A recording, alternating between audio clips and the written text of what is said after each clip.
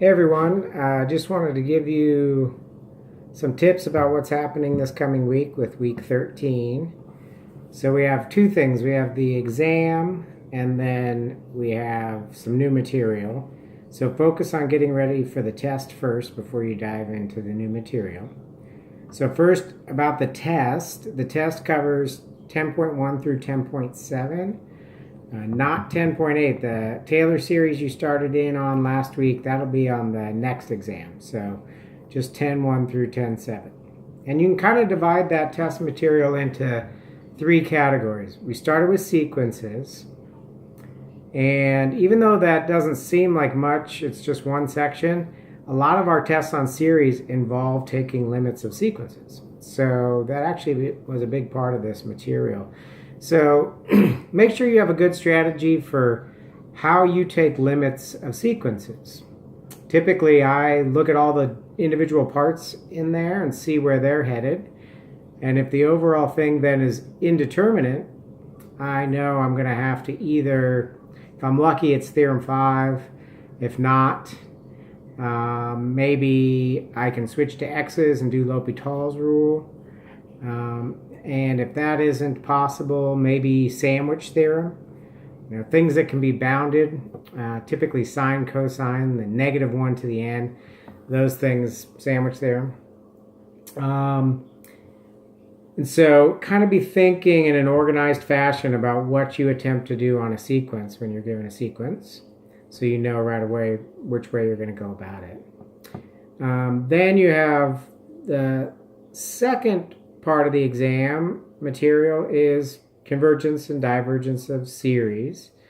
So again, you should have a strategy. We've got nth term test. We've got telescoping series, geometric series, integral test, P series, LCT, DCT, ratio, root, AST, and ACT.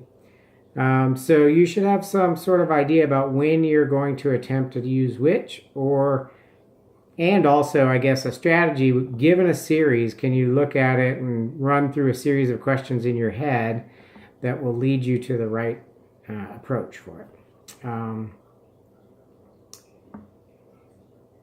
And then the third part is power series. And the power series are kind of a culmination of everything, right? You do ratio or root to get the interval, and then you test the endpoints to see whether they're convergent or not.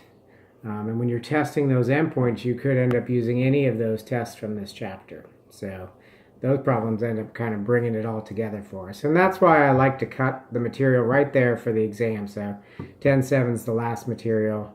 We kind of transition into 10.8 with Taylor series. I also posted the series style guide. So if you're not sure what you're supposed to use in your argument, make sure you look at that. I posted some recommended problems from the review section for practicing your strategy on sequences and series. So look at that. And as always, just make sure you've done all the homework and understand the discussion questions and all that. I think that's it for the test. Again, just in general, I'll do the same thing I did last time. I'll take 8 questions right out of my math lab. So it should look familiar to you from homework. And then 2 questions will be from the weekly discussions. Then after preparing for the test and taking the test, and you start on the new material. Or at least prepare for the test. I don't know, you may have what your schedule's like. You may not be able to get in to take the test till the weekend. But once you feel like you're ready for the test, you should start in on the new material.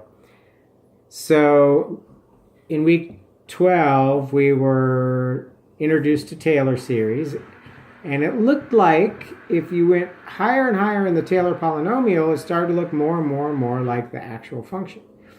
Well, what we do in 10.9 is we actually prove that when the terms of the series are all included, it is the function. There is no difference. So we'll be proving that on some functions and also determining our error and approximating. So a truncation error like we've seen in the past, but now with Taylor series. And then the second section, 10.10, is just using Taylor series in a couple of scenarios either to evaluate a definite integral where there is no antiderivative, so we can't use our old fundamental theorem of calculus, or to evaluate some indeterminate limits. I think that does it. I had a request to post the solutions to those recommended exercises in each section that I've been adding on. I will try to get as many of those solutions up this weekend from 10.1 through 10.7, so you can have those.